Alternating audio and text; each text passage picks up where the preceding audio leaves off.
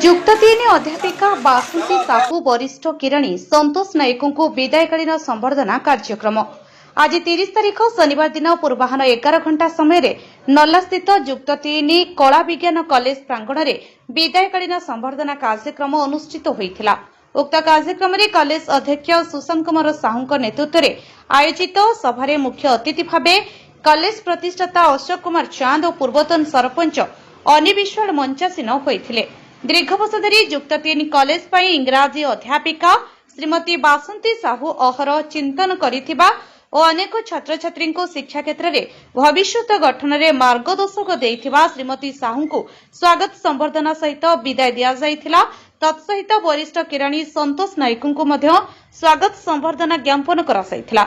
उक्त कार्यक्रम में मृत्युंजय चांद, राजेश चांद, नल्ला ओजीयू संघर सभापति श्री चिंतामणि नायक, नल्ला ओजीयू संघर संपादक संतोष पात्र, डोला मणि साहू, तपन कुमार साहू, दीपू पात्र, रंजन कुमार साहू सहित अनेक छात्र छात्री उपस्थित रहिथिले। नल्लारू बाबूलाल बागंग रिपोर्ट, ओडिशा समस्या न्यूज।